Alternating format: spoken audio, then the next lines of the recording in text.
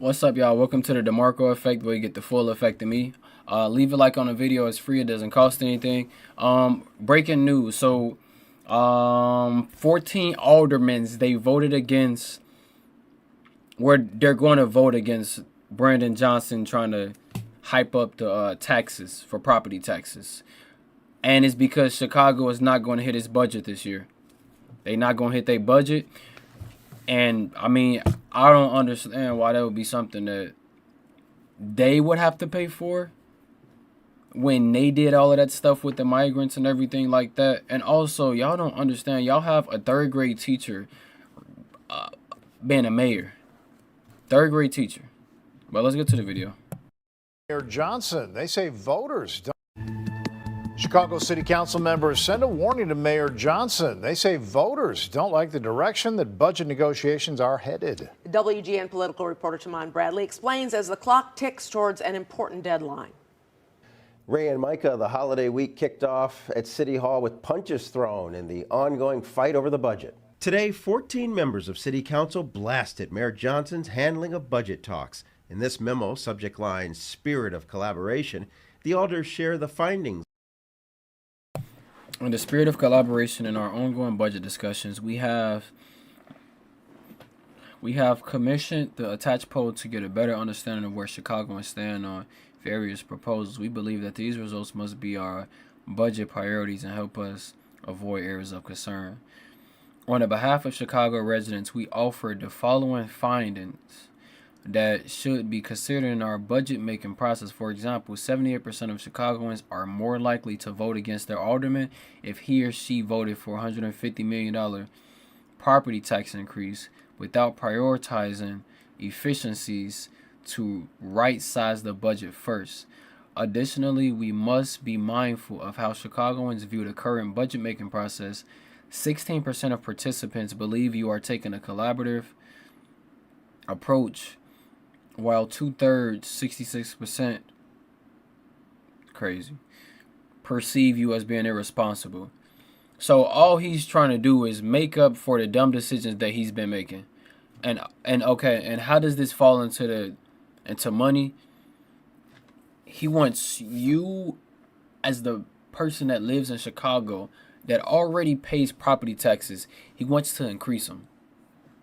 So he wants you to increase, he wants everybody else to increase them, and he thinks that they're going to do that to save his behind. But that's not how it's going to work. And that's why when I was talking about, I made a video earlier, it hasn't been posted yet. I said that I think that Chicago might be headed in the right direction. The reason why I say that is because if people are voting against this right here, and they're banding together to vote against it, they can band together to vote against other stuff and make it better over there. Because Mayor Johnson, he on some slick stuff. But like I said, y'all have a third grade teacher running y'all city. So good luck with that. And then you have Tiffany Hanyard, if I'm saying her name right, running Dalton. So good luck with that when she's also been running from the person that's been trying to get their money for the place that she's been living in for free, might I say. Okay? Of a public opinion poll they commissioned. They say roughly 1 in 6 Chicagoans believe the mayor is taking a collaborative approach this budget season and that it would be his fault if no budget deal is reached. They also cite the unpopularity of Johnson's latest proposal to raise property taxes by $150 million. We know there are many ways we can collaborate and approve a budget that works for all Chicagoans, they write. We stand ready to tackle this critical task head on with solutions and ideas that we know will be supported by our residents. But why would you expect your residents to, if you're going to spend $150 million, oh my goodness, bro. Why would you expect people to say, yeah, I want to spend more money, because like they don't get taxed on everything already. You get your paycheck, you get federal taxes, you get state taxes, and they take little miscellaneous little amounts of money out on your paycheck. If you go and look at it, you'll see it. So you get taxed on that, you get taxed on your home, you get taxed on literally everything that you buy, and he wants to increase the taxes to cover the budget deficit that they have down there, and he expects people to actually go along with that. The people are watching, that our voters want to see some collaboration, they want to see some leadership, and they want to see some results. Bro, y'all seen it with Donald Trump becoming the president. People are not stupid no more.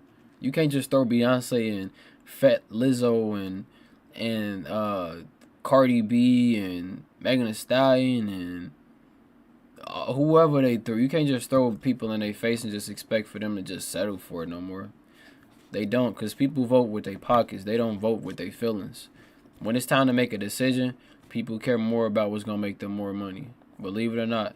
Call people greedy, call people selfish, but you do the same exact thing. And there will be consequences to be had for anyone who doesn't meet that mark right now. Mayor Johnson insists he is being collaborative, holding briefings with groups of alders. The mayor of the city of Chicago is true to his word as a collaborator.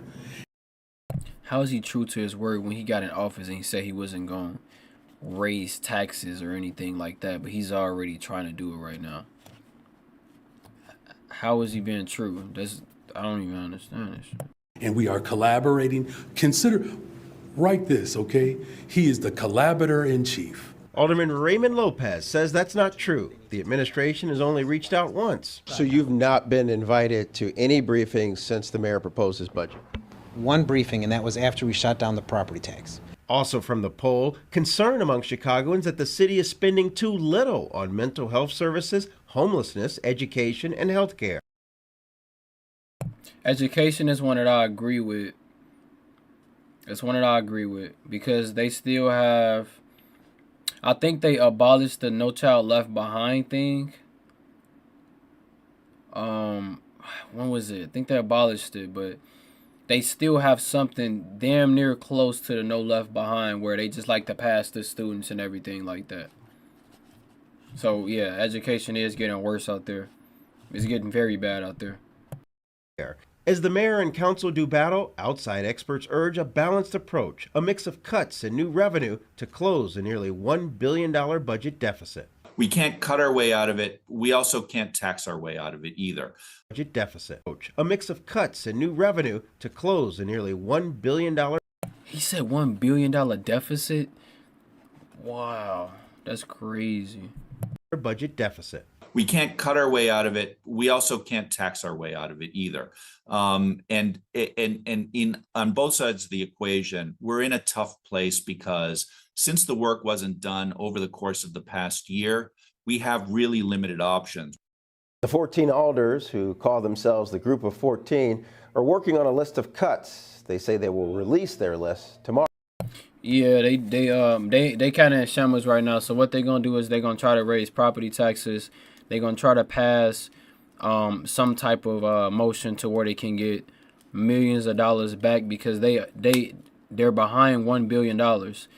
But if I remember from my liking, the illegal migrants, they got a $300 million, and that was under the Kamala Harris and Joe Biden regime, where I mean they were just passing out money to people to live for free.